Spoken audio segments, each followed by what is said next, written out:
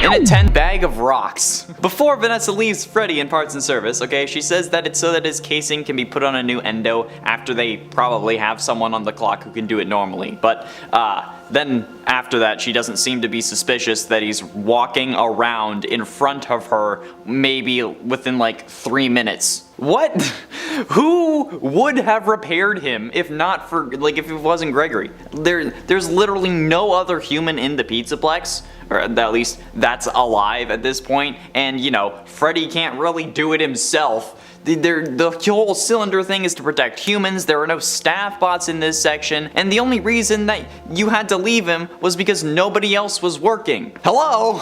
You there, McFly? Like, why would Vanessa be so chill about Freddy just like walking around in front of her? She literally left him with his head removed, and now she's like, what, assuming that he somehow did it himself, which is literally impossible as he was strapped down. Even if he had done it himself, why wouldn't she see him and then confine him to his room, especially after just accusing him of helping to protect Gregory? Okay, it's something that confuses me like so much, and I found it weird in my first playthrough, so I figured that if we got close to Vanessa, she would pull us out of Freddy, but like, I walked up to her to test it and nothing. She gave absolutely zero shits. Like, why? She's dumber than a bag of rocks at this point. It would have been so easy just to make like that little modification to her code for at least this part of the game, like making her a little bit more dangerous if she saw Freddy, but no, they didn't. In at 9 to Rockstar Row.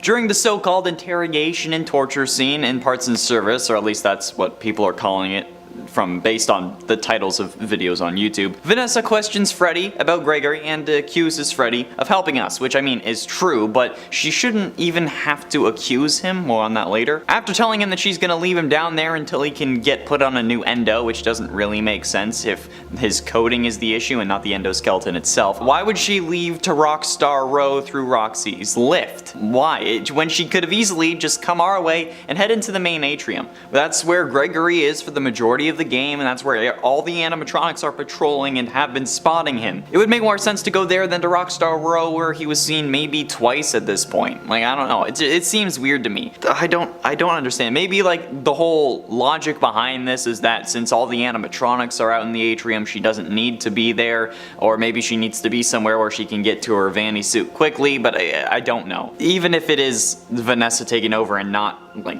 glitch trap at this point, I still don't get why she wouldn't just go to the atrium. In at 8, stealing security badges. Not only is Gregory just a really weird kid in general who wears Fazbear merch but also doesn't know that Chica loves pizza, he's also a thief. This guy steals so many things from the Pizzaplex, not even including all the little gift boxes that you can find around that are only optional. He also steals the security badges and ends up getting enough to have level 7 clearance as like a 4-year-old or a 6-year-old or however old he is. Okay, it's really unclear because like he can't ride the go-kart alone and he can fit inside of Freddy's chest cavity, but he can also speak full sentences with proper grammar and stuff. Okay, I have no idea how old he actually is, but he is still able to gain level 7 clearance. But like, how are they so readily available for him to steal? And how is it that taking these badges always triggers some event that makes everything worse for him? Like, how are the security guards supposed to like use these badges if that's what happens every time they take it? Or, an even better question actually, how are these security badges laying around in special containers when security should just have their pass with their clearance level on it, like on their belt? Okay, I don't get it. Plus, how does gaining multiple level 1 passes end up adding up to a level 8 clearance? That's all, it's still all level 1, okay? I don't get it. It makes absolutely no sense, and it's almost as if they set it up for him to see how long it would play out or something, or how well he would do.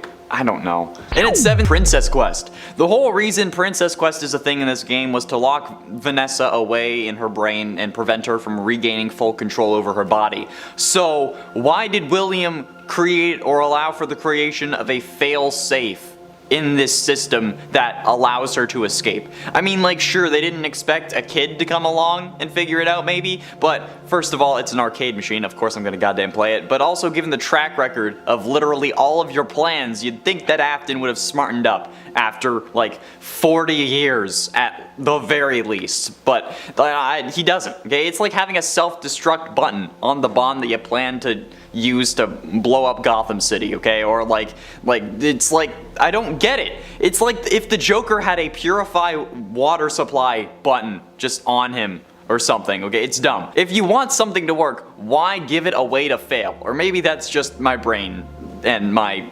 perfectionism talking, but again, it's one of the dumbest things that Afton has actually ever done in the series. Like, canonically it doesn't backfire somehow, but that's aside the point. Like, but seriously, why would you have a way to undo your evil plans? A 4-year-old can do this. The fact that this wasn't the canon ending is actually just insane how that didn't happen. Just bury the third machine, at least. God damn. Like, if that's the intention behind it, just bury it and leave it, okay? Fill it with concrete and leave it.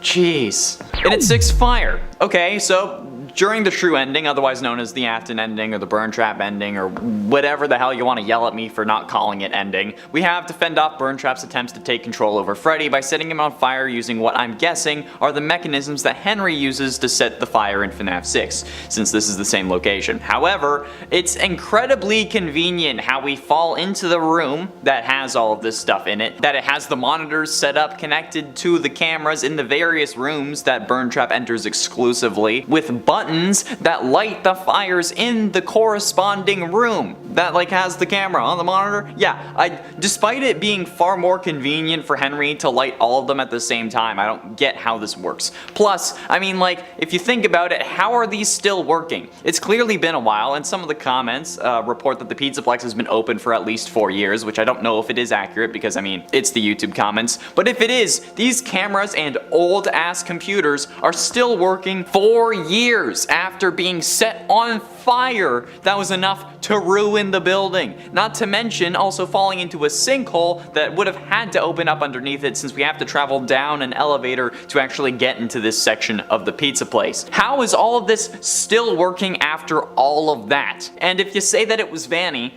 that even adds more questions. Like, why make sure the fire systems are working and then they're set to being separate buttons? Plus, why have the computer monitors set up to look at the right area? I don't get it. And how are these these computer monitors are literal dinosaurs. How did they work before the fire, let alone after it? This is the kind of thing that demonstrates the line between luck and intent, because there was no way this many things lined up for him, excluding plot armor, because we kind of need to ignore protagonist syndrome for this entire list. But still, if this was just happening, that would not happen. Never. No way. Halfway through into number 5, Ice Cold Captive. Gregory in the Faster Blast ending actually orders the robots to disassemble Vanny, since she just ordered them to disassemble Freddy. But like, disassembling a robot and a human are two very different things. Okay, trust me, I would know. I'm surprised the robots even listened to him. Adding on to that, the fact that Gregory is willing to kill Vanny here, it's pretty messed up, especially given that like most people assume that he's 10 or 11, which doesn't really seem to make sense. Either way, you could argue that he doesn't know any better, but clearly he does. Okay, this kid is able to destroy all 3 animatronics without a moment's hesitation, use their upgrades on Freddy, he's willing to kill Vanny despite seemingly knowing her like we see in the best ending, and then he burns Burn Trap multiple times to make sure he doesn't take over Freddy. Okay, what the living hell is this kid doing? Like, how was he raised? How is he so nonchalant about literally doing all of this? This guy kills Vanny and then only gets emotional when he has to go talk to Freddy, who is destroyed. Dude, Vanny is bleeding out not 3 feet from you. She is torn to shreds and you're crying over a robot that can be fixed? Something isn't right about this kid. He's supposed to be the captive here, but he's the one putting everyone else in danger, I swear. In it for recharge. What's the deal with airplane food and Glamrock Freddy and needing to recharge every 5 minutes, okay? Like, in the game sense, time isn't moving when I'm running around for 5 hours, since I haven't actually progressed the story. So if this animatronic is supposed to need to recharge every hour only, why is this such an issue? And why does he only use power when we're actually piloting him like a mech? If this is the case, shouldn't this man also be losing power when we summon him to grab us from the 3rd basement floor? Like, what? Why not? And And why does he need to recharge, but seemingly all the other animatronics don't? I never see Chica, Roxy, or Monty in a recharge station. Okay, even if you are around when they should be, when the hour hits. Okay, it's stupid, it's confusing, and it doesn't make any sense. It's almost like Freddy is doing this to us on purpose, either because he thinks that it's funny, or maybe he really is working for Vanny, but needs to gain our trust and make excuses for why he can't be around us all the time, so that he can just go and give her the information, or why he can't just why we can't hide inside of him all night, okay? There's something fishy going on with this animatronic, and I swear in the next game we're going to figure out that he betrayed us off screen. Or at least in the DLC we're gonna figure that out. Getting close to the end, into number 3, destruction. And isn't it convenient that there is a way to break every other animatronic that isn't Freddy? Okay, that leaves the animatronic broken in such a way that we can remove whatever aspect we actually needed to upgrade Freddy? Hell yeah it is. It's so convenient, in fact, that there is somehow a way to break them that just works perfectly for their personality, and the perfect amount of the animatronics as well. That works the first time. And even with Chica, okay, we push her into a goddamn trash compactor and somehow don't get crushed ourselves despite her grabbing onto us and pulling us with her. We only get pulled down into another area of the Pizzaplex that we can still get back to the Pizzaplex through, and you know, we weren't pulled into a thing that crushed our skulls. So yeah, needless to say that looking at this logically, it makes absolutely zero sense that any of this actually happened.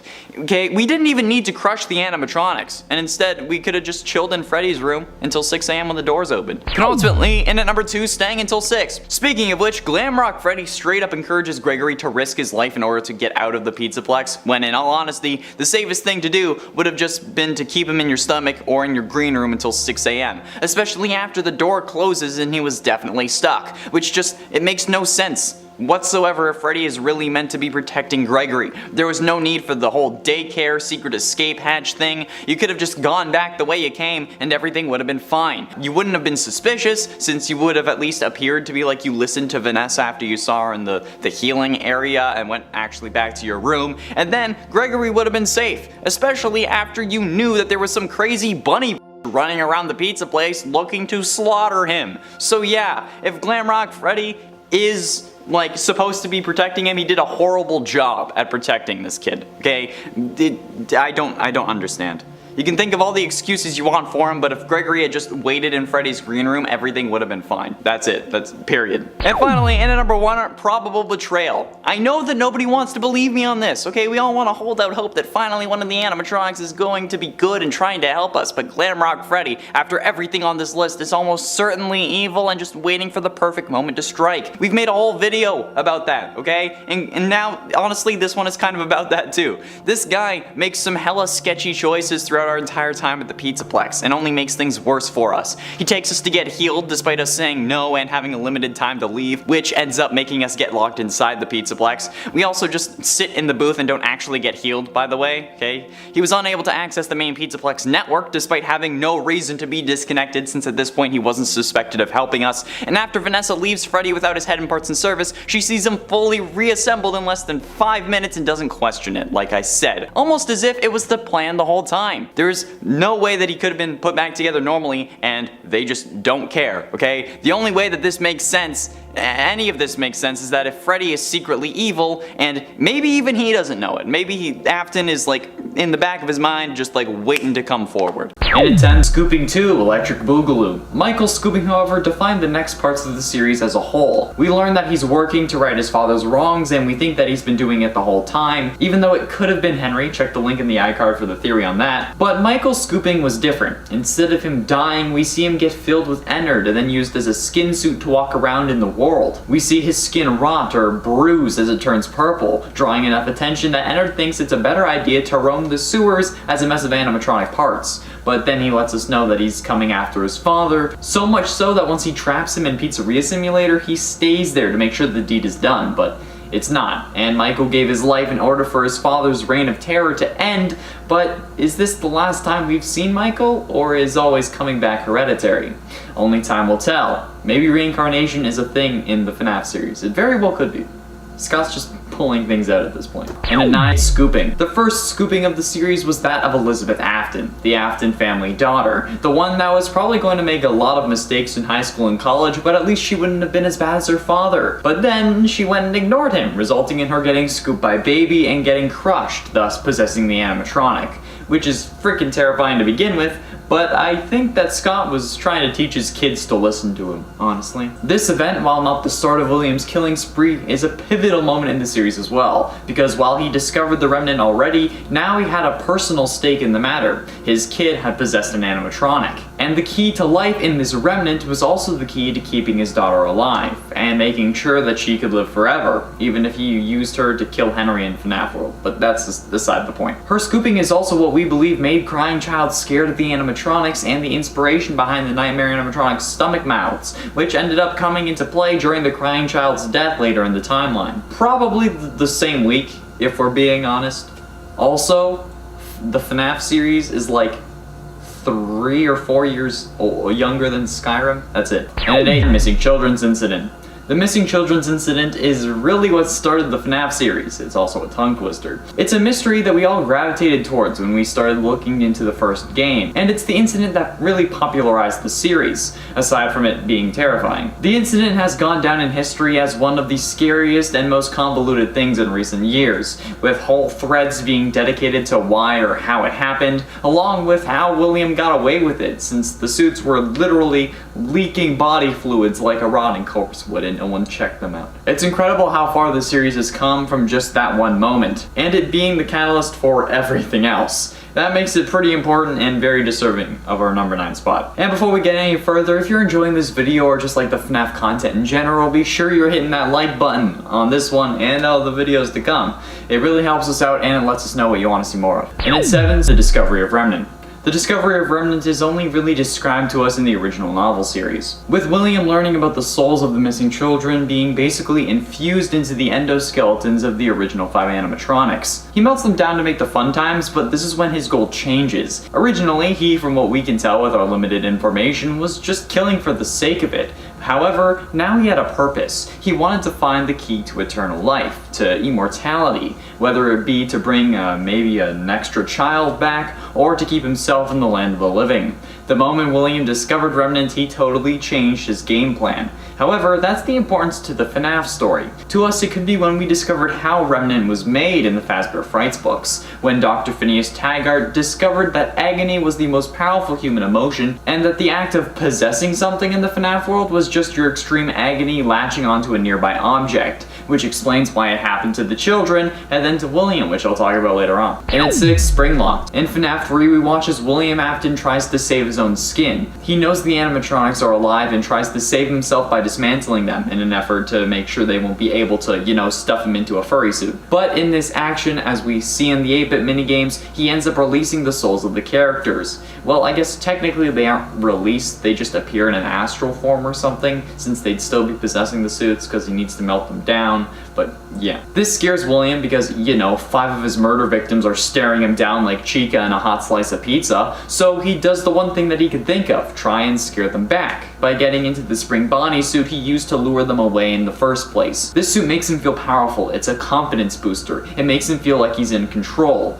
A weird way to express a dom kink, but okay, I'm not judging. However, he does this so fast and the room was so moist and wet that instead of scaring them, he gets himself snapped. The spring locks fail and the suit shoots plenty of tiny and large bits of endoskeleton metal into his body, causing him to collapse and convulse, oozing blood like the kids in their suits. But this causes so much hassle because now, 30 years later, when he is set free, he can still kill. He isn't the frail old man that he should be. He has the strength of the animatronic behind him, and he's gonna use it. Halfway through number 5, Bite of 83. The Bite of 83, not to be confused with the Bite of 87, is one of the most confusing moments in a timeline sense. Like, we know it happened in 1983, but what happened to the crying child after? Does William indeed put him back together? Does he possess something? What happened to Crying Child? But this is an important moment too, because despite the confusion between 1987 and 1983, this would only drive William deeper into his madness, causing him to do unspeakable and unexpected things, like turn his son into a robot and give him false memories of killing his younger sibling so he wouldn't go back to a Freddy's location, naming the new robot version Michael, for instance. Or by just going on even more of a killing spree, not caring about the consequences of his actions because what else does he have to lose? And if Crying Child does end up possessing the security logbook or even Golden Freddy, then that only goes to serve this point too. The Bite of 83 is a horrific but important moment. And for Happiest Day. The Happiest Day minigame from FNAF 3 was planned to be the end of the series. Scott said that the game was meant to be the last, but people were disappointed with the Springtrap jump scare, so he made FNAF 4, which makes sense now since it's pretty much an overcorrection. That's why those animatronics are so damn terrifying and horrific, and why FNAF 4 is listed as the end of the original FNAF story. The souls at the time of FNAF 3's release are in fact set free, hence the good and bad endings, but come FNAF 4 and more so sister location, we learned that this isn't the case, since the remnant metal used to make the fun times is actually made of the remnant from the original 5 kids, which causes some interesting plot holes but could help explain a lot. Like, the children's spirits could have been released, but the metal was still infused with their agony perhaps, allowing it to be more conductive for spirits, hence why Elizabeth possesses baby so quickly, or something along those lines maybe, I don't know. The horrific implications of the original ending to the series make this one of the most important FNAF lore moments, especially if it had ended there. Imagine if it had. Imagine how simple the games would have been if it just ended in FNAF 3. And that was the ending. We set the spirits free and that was it. We were good. Didn't work. Getting close to the end of number 3, FNAF 6. FNAF 6 is another one of those ending sequences, where the series looks like it could have ended, and while slightly more convoluted, it would have been okay. We would have hammered out the rest eventually. The FNAF 6 ending, though, was indeed the end of multiple animatronics. Elizabeth, Charlotte, and Ennard were all released into FNAF Fire, as well as Michael, who stays to burn, and Henry, who stayed so nobody would remember this place or this story. However, we know one escaped. Springtrap, or Scrap Trap, William Afton himself, managing to evade death once again, and it wouldn't be until later where we found out and understood how, and yet we figured he would be back. He always comes back, and now, with nobody to stand against him, he's free to do whatever he wants. Henry isn't fighting him, Michael isn't fighting him, they both thought he would burn, but he's free, as free as he can be while being stuck inside a video game world.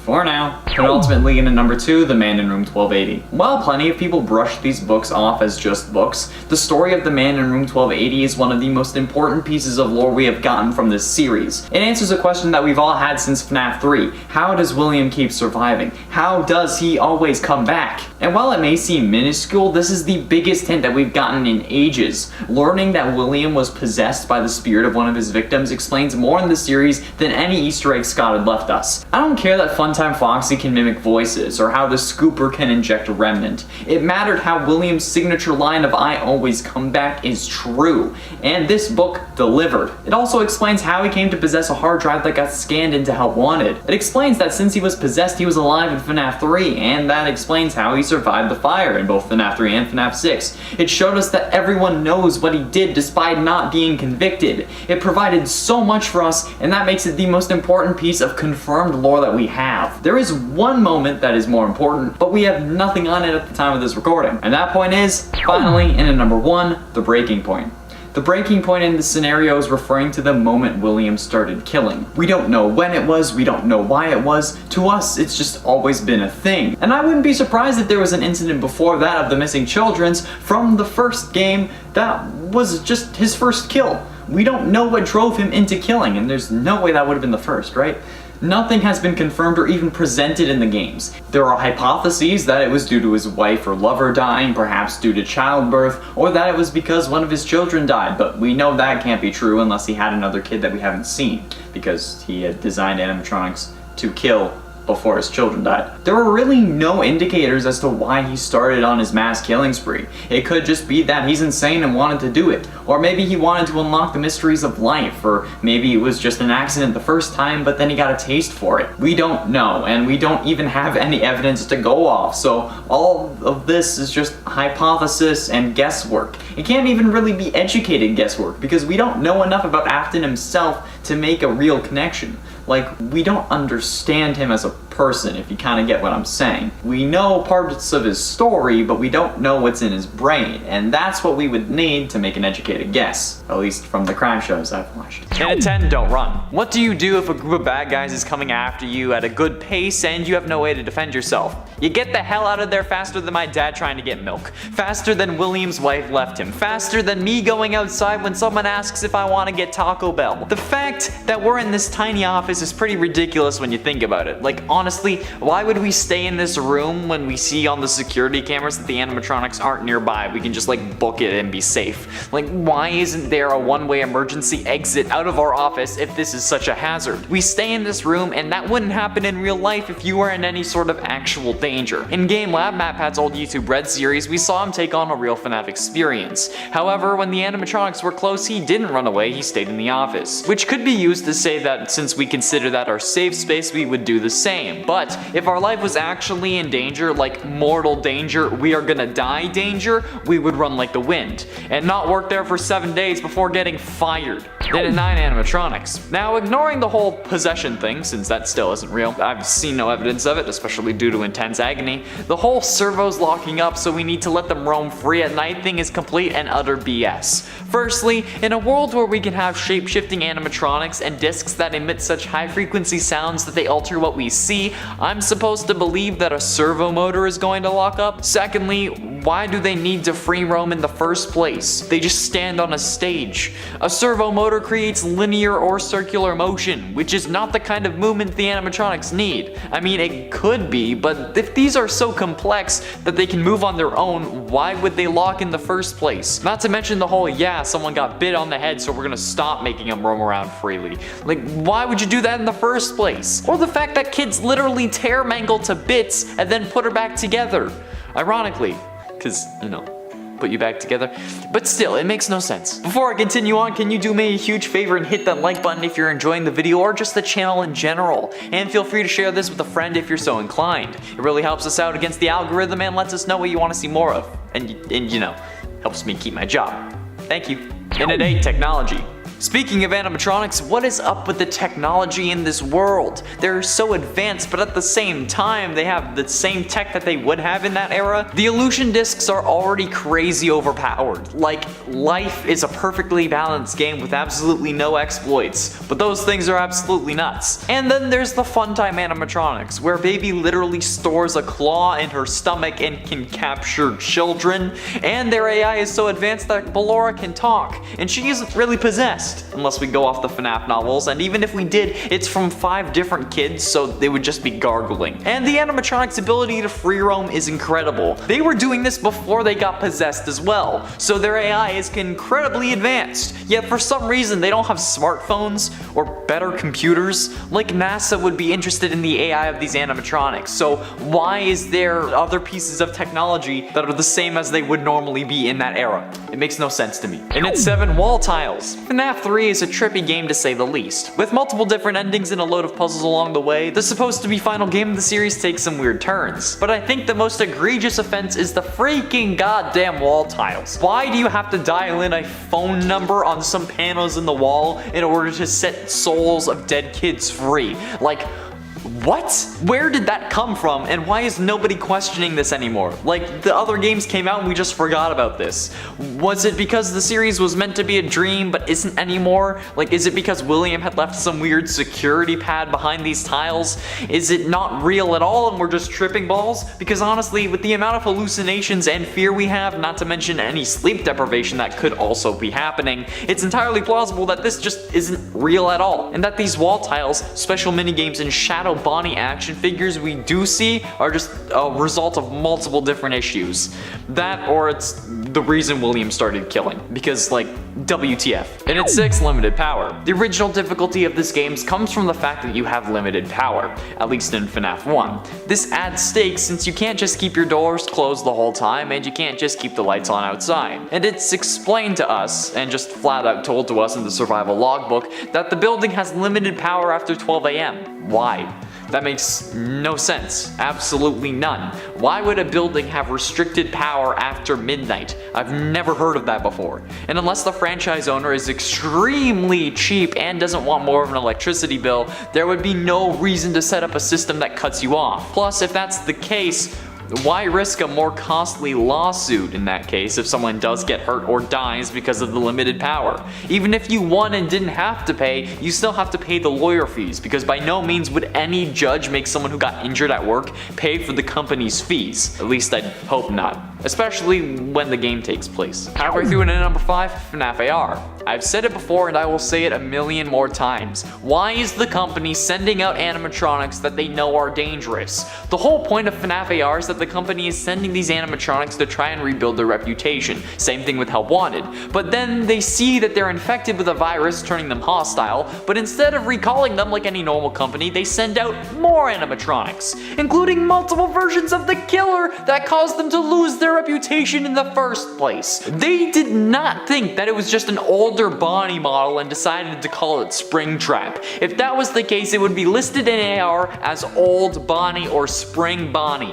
not Springtrap. They know exactly what they're doing and nobody has called them out yet. Companies will get in trouble for making a freaking tiny mistake in their game, but this company can get away with just letting people die? That's sus as hell. Purple is sus. And for business deals, the people behind the Fazbear Entertainment Company, whether it be some board of directors or William Afton, aren't the brightest bunch. The ideas are there, but they're not executed well. Why the living hell would hiring someone to make games about the tragedies that took place in your restaurants ever seem like a good idea? That shouldn't have worked in the slightest. The main concept of using a game to make fun of the deaths of kids is already pretty messed up. And while it seems to have worked in the FNAF universe, why did they ever try it? Those events now will never be lost in time. Those games are there forever. And if they're as popular as the games are in our world, there are people who made whole YouTube channels about the series. At least when YouTube comes out. When does YouTube come out in this world? Like, I know one kid said MatPat's line in one of the Fazbear Frights books, and then the book said, as his favorite YouTuber says, but like, when did that story take place? After 2005, or was YouTube around earlier in this timeline? Because if it is, am I still the host on Top 10 Gaming? I kinda wanna be canon in FNAF 2. And at 3, business expansion. When a company undergoes a tragedy like 5 missing children, you can usually assume that they're either going under or will never be the same. This would go for any company, but especially a company directed at kids. Like, if Chuck E. Cheese actually had this happen, nobody would be taking their kids there. But for some reason, Freddy Fazbear's Pizza has not only been able to keep their doors open, but make them bigger, opening an entire shopping mall based on their characters. What the, like, how the actual hell did this happen? From having to shut down at the end of basically every FNAF game, to opening an entire mall-sized pizzaplex that has even more opportunities for your kids to get lost in?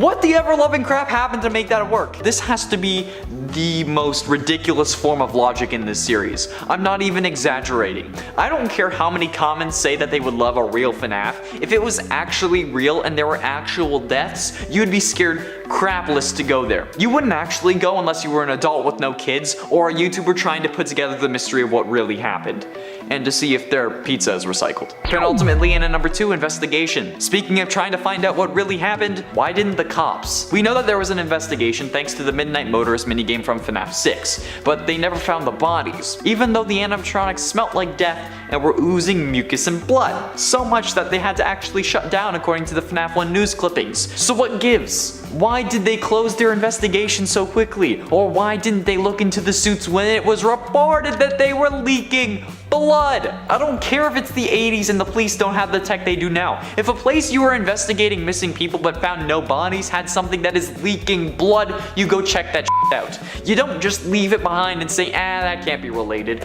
Who the hell thinks like that? It's so disgusting to me. And honestly, even though it's a game that has to have a reason to continue, they should have done more. I get that if they had found the bodies, we wouldn't have gotten so many games, but sometimes it's quality over quantity. Guess they had to meet their arrest quota for the month or something, so they just dropped this case like it was cold. Finally, in at number 1, doors. You knew this was going to be on the list. I hate the goddamn mother-loving doors in this game. Why do they open when the power is out? That makes no sense. Even if it's an electromagnet, like everyone keeps saying in the comments whenever I bring this up, those require power to turn on. So if anything, it would be costing power to keep the doors open rather than closed. Gravity doesn't work in reverse. If the magnet is off, the door would just fall down. I get that it's supposed to be for gameplay purposes, but what in this universe makes this make sense? There is no conceivable way that these doors should be working in that way, but they do.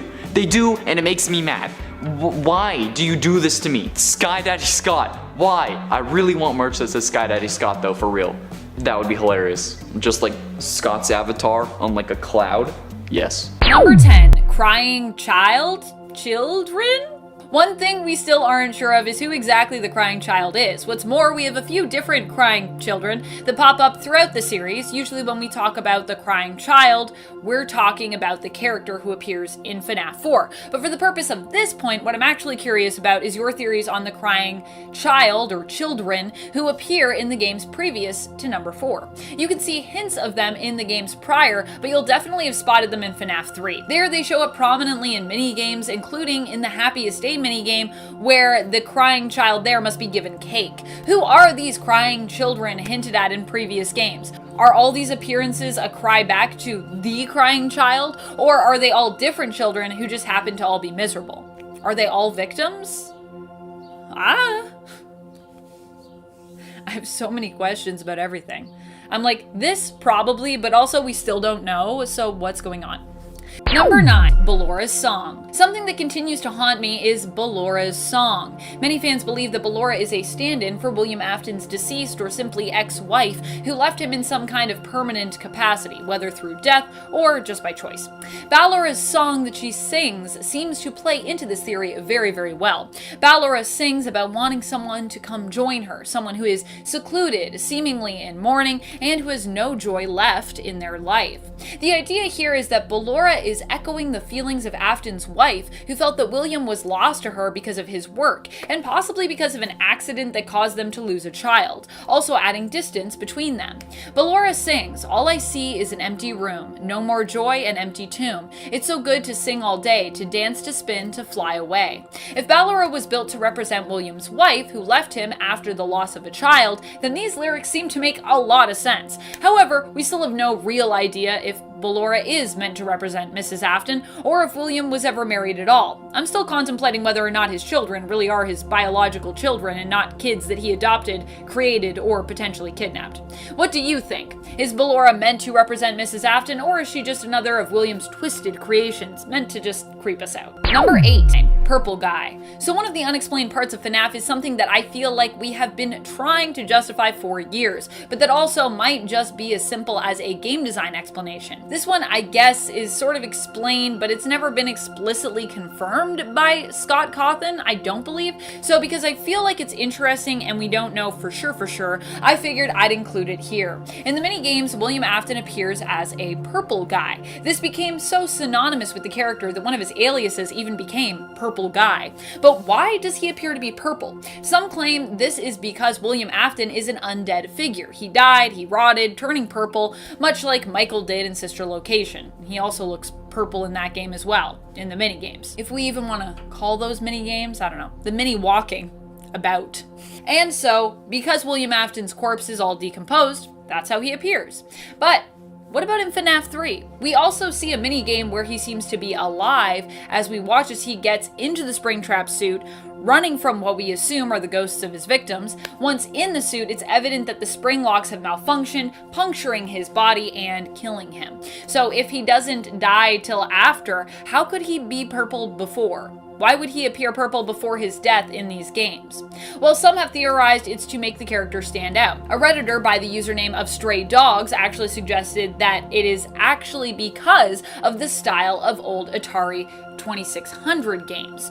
William Afton is actually a shadowy figure. Those old games usually only had a black backdrop. So for anything that was supposed to be shadowy, you would use purple or something to avoid it blending into the background. I think that's actually a pretty good explanation.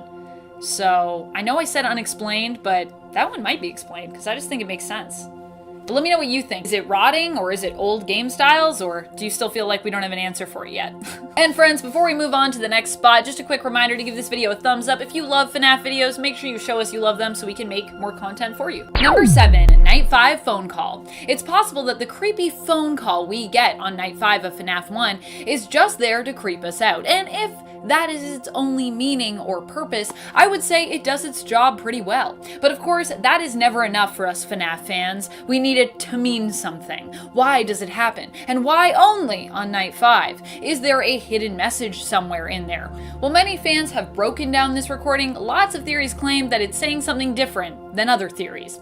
It doesn't seem we've universally been able to agree on the words being said or the meaning behind them, if there really was any meaning at all. We still don't have a confirmed answer for this creepy call, where it came from, or what it's trying to tell us. Is it a demonic message? Are the children trying to reach out? Or is it just there to scare FNAF 1 players?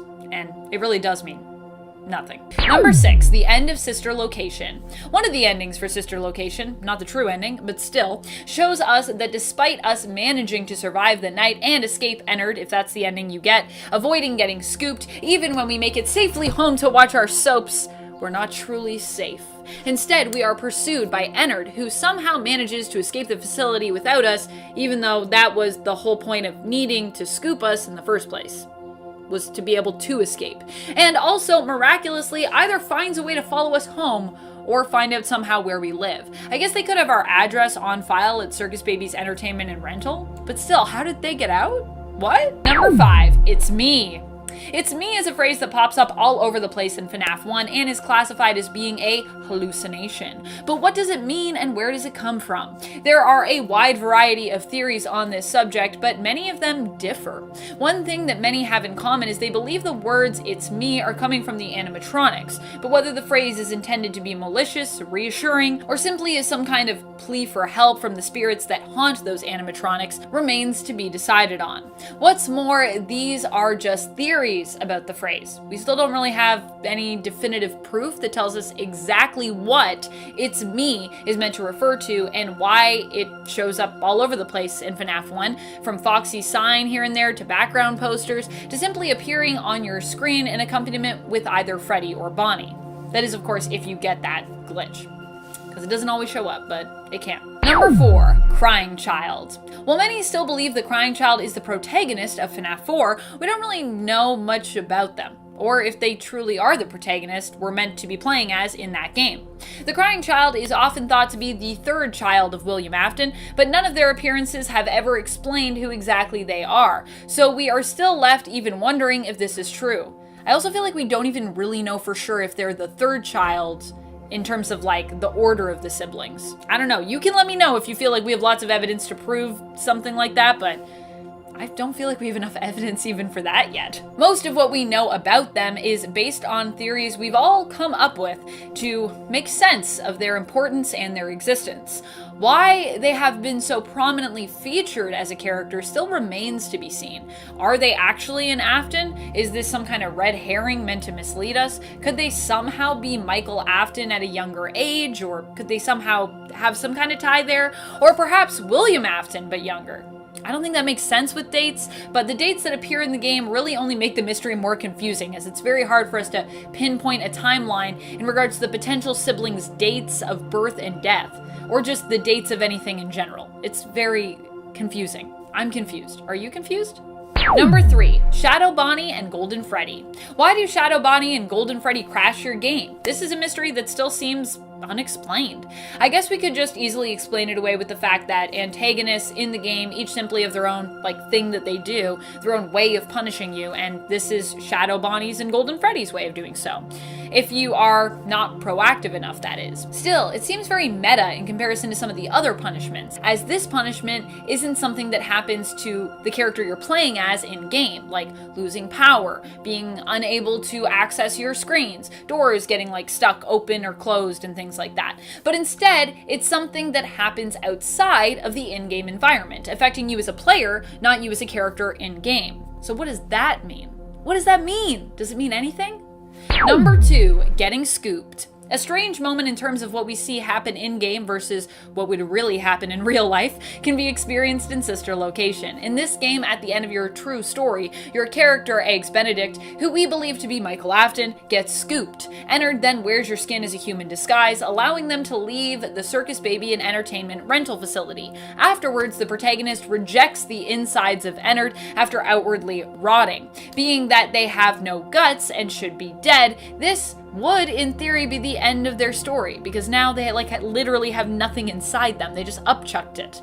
They would crumble to the ground and finally be 100% dead. I mean, technically getting scooped should also make you 100% dead, but in either case, that's not what happens. Instead, you hear Circus Baby's voice reassuring you that you won't die, and we see good ol' Eggs Benny come back to life.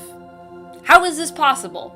We still have no idea. Though I would, once again, like to use this opportunity to assert my Afton's children are lifelike humanoid animatronics theory.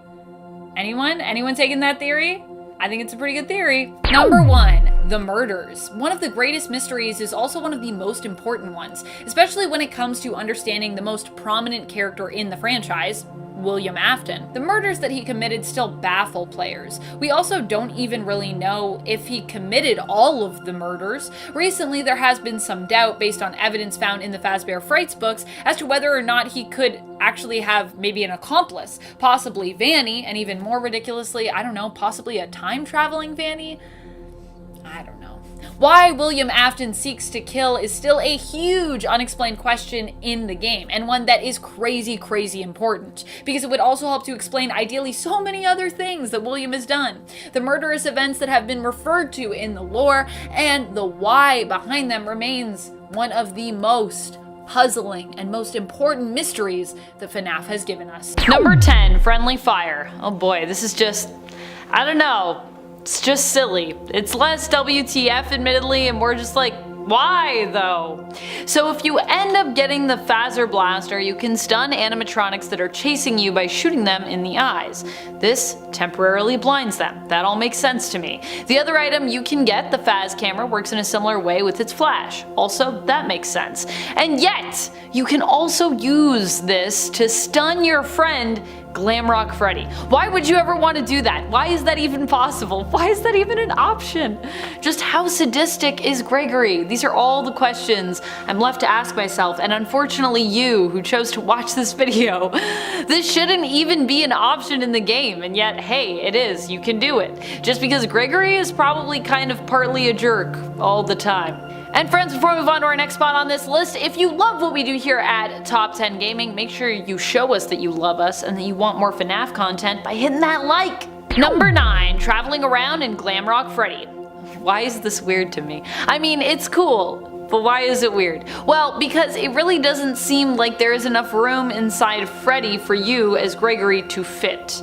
And I still stand by this observation today. I've honestly been saying it since the release of this game, when we got to see the chest cavity and also get a sense for, you know, our own size as Gregory in the game. It just doesn't add up to me. And the claustrophobic side of myself kind of feels like, as cool as it is to move around more safely in Freddy and also in essence pilot him, that is cool, I personally would never want to climb inside of his chest, no matter how small or how big it was. That just seems like, no thank you. And definitely not if it is things like Phaz Watch is also in there that I gotta share space with. That part where it appears that you get out still confuses me. Did the Phaz Watch only appear like after, like moving up inside Freddy from another part of him, like a limb or something? Or was it there the whole time? If it was there the whole time, there's really no room. It really doesn't make sense. Number 8, what's in the vent? One of the most actually terrifying moments comes from the Music Man who chases us in the vent. But also, I have some questions about this. Where did this Music Man come from? Why is he in the vent? Why is there a small and giant Music Man in this game? Is this little Music Man part of DJ Music Man's army? Like, does he have a bunch of them? That sounds horrifying. And still, why is he in the vent? The sequence where you are chased by the little Music Man through the vent feels somehow even more terrifying than being chased by a regular size animatronic, even though that should feel more threatening. And yet it also feels like a weird choice in terms of the narrative. But I guess in terms of creating a horrifying moment, the developers did succeed here, which is probably why Music Man is in the vent to begin with. But I don't know, maybe that's also his dressing room? After all, you know, the main stage animatronics all get dressing rooms, so I mean, do the other animatronics get dressing rooms? Do the wet floor signs, do they have a room they gotta go to? They should at least get like a green room or something where they can just like chill and hang out, or a break room, you know? Number 7, Mega DJ Music Man. I can't believe this really happened in the game. Also, if we're talking about animatronics getting their own dressing rooms, like DJ Music Man would need like such a big dressing room. He's such a big animatronic. A giant Music Man. That was real life in this game. I was so convinced when we got our first look at the trailer that Music Man, the giant Music Man that we saw, was going to be some kind of like delusional moment. Like, we'd simply imagine that Music Man was bigger than he was, we'd hallucinate it, and honestly, when I found out about the Sleepy Time candy, that honestly seemed even more plausible. I was like, oh boy. Sleepy Time candy, whoo! But no, giant DJ Music Man is a real thing, and apparently he is usually a super nice guy, according to Glamrock Freddy.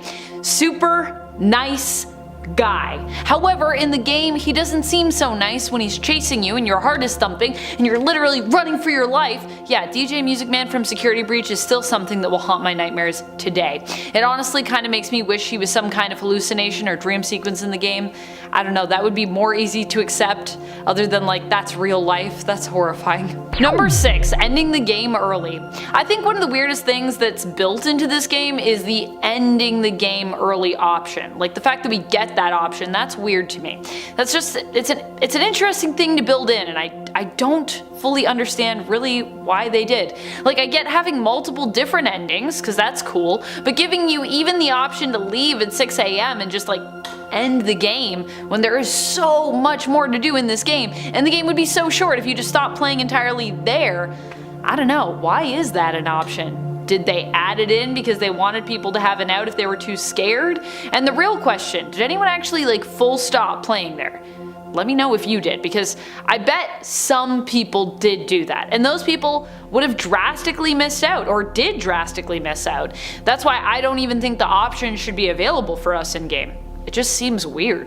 Number 5, lack of Vanny. Vanny was a character that we all got excited for. She was at least alluded to in Help Wanted, and you know, that was a theory when it came to her involvement in this game. And we knew about Vanessa, and then through Special Delivery it was kind of hinted that Vanessa and Vanny may be one and the same, and that Vanessa was being manipulated or influenced by Afton into doing his bidding, revealing a darker side to her. This was also the theory for what would continue to happen in the game Security Breach. And because of that, people thought that Vanessa and Vanny might be, you know, the main antagonist, or Vanny would be anyways, between those two personas. And even better, maybe this would actually be a villain we could actually save. Maybe we'd actually get a villain that gets redeemed. Oh my goodness. And then Security Breach came out, and Vanny didn't do very much. Even the Vanny specific ending that we get is honestly kind of disappointing. We don't even get a Vanny boss battle option really, at least not a playable one. Number 4, upgrading Glamrock Freddy. One of the most messed up things that you do in the game is definitely defeating Glamrock Freddy's friends and stealing their parts to upgrade him. Especially since you generally try to avoid talking to him about like where exactly you got the parts and how exactly that happened. And when you do mention it, you're kind of just like, oh yeah, that happened, don't worry about it. And when it does end up coming out sort of what did happen and where you got the parts, yeah, it's an awkward conversation to have. Glamrock Freddy also seems really hurt that you hurt his friends. Oh, and he's like, they're not in their right minds. They're just innocent victims. And then there is the whole weirdness of how detached Gregory seems to be in regards to his own emotions surrounding the destruction of these seemingly somewhat sentient animatronics. I mean, I feel like he's a little shocked, but he doesn't seem to be distraught at all. And I mean, I don't know if these animatronics, all of them, are specifically sentient, but based on our experiences with Glamrock Freddy, I think it's relatively safe for us to assume they are on some level, right? Number 3, demise of Roxy. I think one of the most messed up moments in this game is when you need to fight Roxy after you've in essence blinded her and like drastically messed her up. This really was the moment that made me question everything I thought I knew about this animatronic and her personality. Sure, Roxy seems self-centered and egotistical to begin with, but when you see just how devastated she is at the prospect of perhaps no longer being beautiful and being loved and accepted, oh man, that like hits you. It really shows you just how sad of a character this really is. It made me feel for Roxy, and it also made me feel horrible for everything being done to her. Like, I was thinking, dang, I don't want to see this animatronic hurt, but also that's how the game goes, so that's just like a thing that you have to have happen. You have to defeat her. You have to, in essence, kill her with fire. Or, you know, maybe not straight up kill her with fire, but at least stop her with fire. Number 2, it was Afton all along?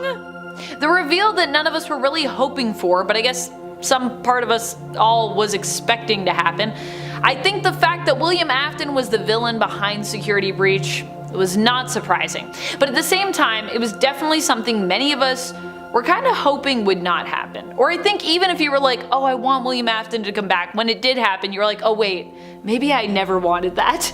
Because like, why? I mean, William Afton is a horrifying villain, don't get me wrong, but he's also a very dead villain. A dead villain that we thought had been dead for a long time, and multiple times over. And yet here we are, with a villain that seems to keep coming back, no matter how dead he is. He's been spring-locked, returned as a restless, rotting corpse. He's been incinerated. He's been a ghost who haunted technology, getting uploaded into a game with his consciousness after he died, and now he seems to somehow be a charred husk looking for a new form. Cool, cool, cool, great, love it. Number 1, sleepy time candy.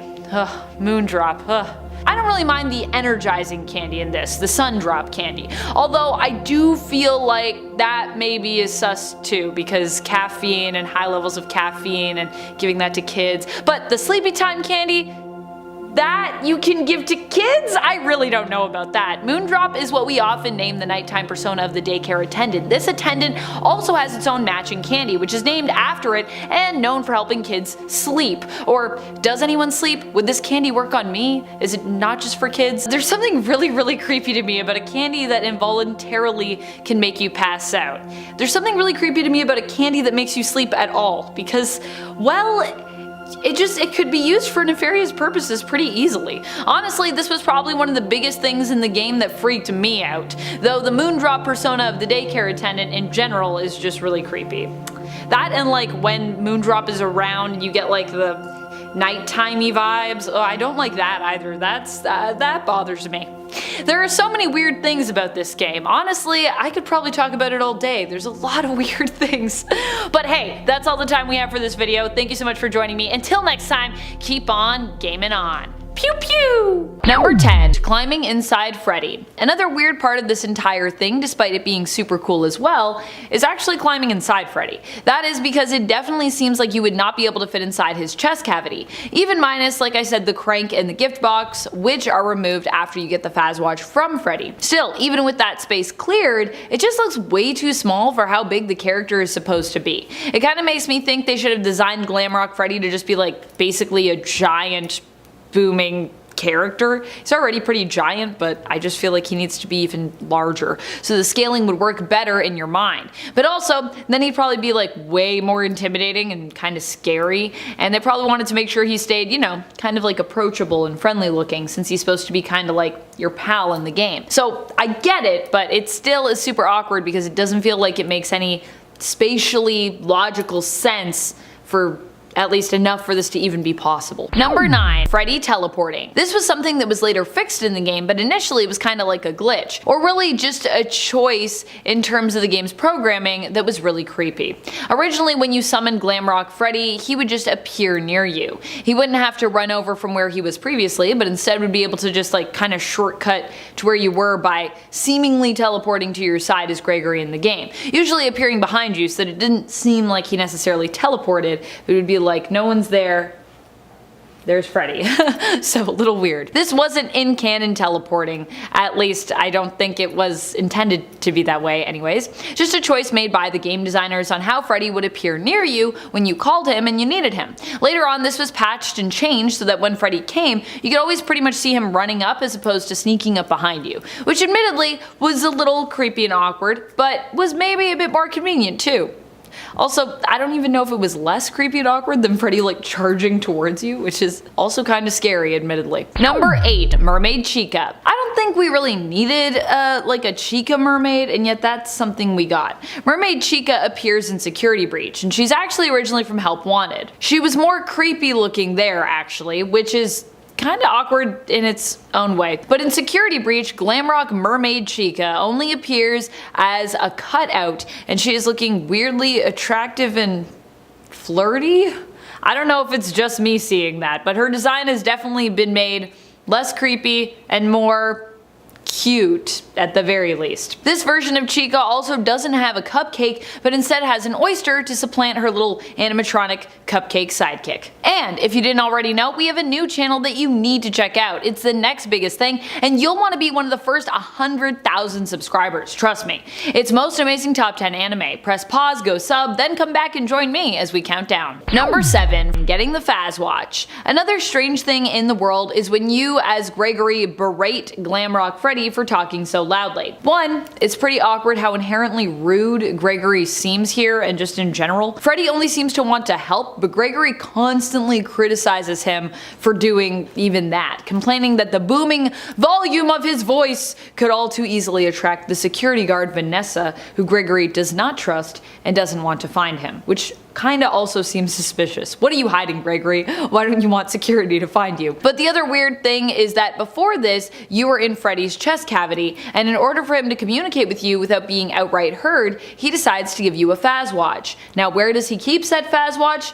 Well, also in his chest cavity, which implies that during the time that you were in there before, you were actually sharing that very small space with a crank and a gift box, which is how you get the Fazwatch. Even though when you look in to take that Fazwatch, it looks like this device takes up the entire space of Freddy's chest cavity. So how is that possible? Or does he just make Fazwatches appear out of thin air? I don't know. Physics. Number 6, having a crush on Chica. Obviously, we all have a crush on Chica. There's nothing awkward about that, right? But there is something really awkward about how much Gregory seems to enjoy doing harm to animatronics. That for sure is awkward. Case in point, when we are forced as Gregory to get Chica into the trash compactor so we can literally have a crush on her by crushing her. Not only do you as Gregory turn on the trash compactor with Chica in it either, but you are also forced to literally push her into it and then watch as she's crushed right before your eyes. Though really, you'd think backing up here would make more sense. As a result of staying there to watch, you actually end up being dragged down into the garbage chute, and all because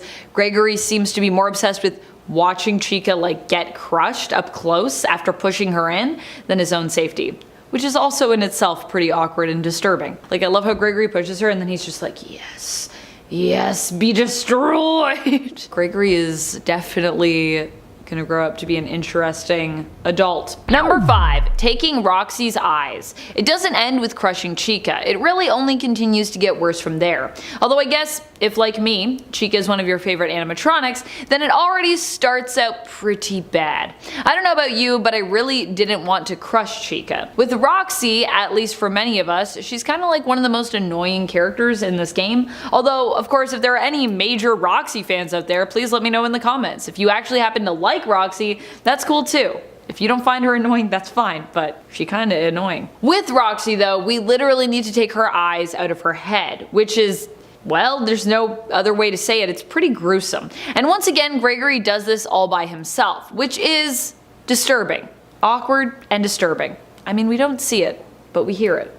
We know what's happening. Number 4, confessing to Freddy. Another bizarre thing that happens in the game happens as the result of you as Gregory stealing all the animatronics parts to, you know, upgrade Freddy with. You basically have to confess to Glamrock Freddy at one point that yes, you stole these pieces from the bodies of his friends. Basically, dismembering and mutilating them. Which, yeah, it doesn't sound too good, does it? It's already awkward enough to have to do this in-game and watch as Gregory does so almost with seeming delight. But then to hear how casually Gregory plays off, you know, sharing where these pieces came from, and to hear Freddy be so sad about it, oh boy, it's an awkward conversation to listen in on, never mind technically be a part of. Freddy's like, my friends, and you're like, well, you know how it is. Sometimes I gotta destroy your friends, Freddy, just don't worry about it. I'll be your friend. I'll be your friend. Number 3, Vanny defeated. The ending where you can just choose to go for Vanny is like a weird one. Especially as it starts off with Freddy, as you finally have the option to leave the Pizzaplex, asking you if you want to stay, leave, or you can also choose Vanny. The choice is yours. Will you stay or go, Gregory? Vanny. Lol, what a strange response even. Vanny. If you choose Vanny as a bizarre answer to a question that had nothing to do with her really, then you will go after Vanny, attempting to get her where her home base is in the game at Phaser Blaster. Once there is no way to play through this apprehension really. It kinda just happens, with you not really getting much of a say in how it plays out. You're more a witness than an active participant, I would say. Freddy is immediately taken off the board, and then you're forced to pursue Vanny and order her loyal animatronics to turn on her, dismantling her to defeat her. What is so messed up about that? Well, you're dismantling her, and she's not an animatronic. She's like a flesh and blood person. So that's pretty messed up. Dismantling. Number 2, comic book endings. One of the weird things about Security Breach in general is the endings that we get where we don't even really get complete like animations or cinematics. Instead we get some like moving comic book pages. It just seems weird and awkward that the rest of the game is like really polished, and yet they decided to go with this for all of the endings. Like, you don't even really get to play through them, even though they seem to have parts to them in terms of the story that seem like they would actually be kind of fun to play. I'm not sure if this is just a weird style choice, or if this was just because, you know, they didn't want to spend the time or money incorporating the ending scenes into the same style of animation and gameplay as the rest of the game, and or making them like, you know, just more playable in general, as opposed to something that you just kind of watch happen in a comic book form and then you're like, well, I guess that's the ending. Cool. Number 1, the elevator. Probably one of the most awkward parts of Security Breach is the elevator interludes. When you have to get in the elevator with Freddy and you're just kinda there for a while. Especially because as soon as you're in close quarters, it becomes clear how weird and freaky Freddy is just in general. As soon as you're forced to focus on him, you'll notice how he creepily just like stares at you, almost obsessively. And because you're in close quarters, Glamrock Freddy will continuously kind of just open and close his chest cavity, preparing or like offering for you to like jump inside it. It seems really sinister, even though he's your friend, and you know Freddy wouldn't harm you, but you can't help but question this odd behavior, or at least you're definitely freaked out by it. It's just a weird time. I feel like when I'm in the elevator, I'm like, just don't look at Freddy. Look anywhere else.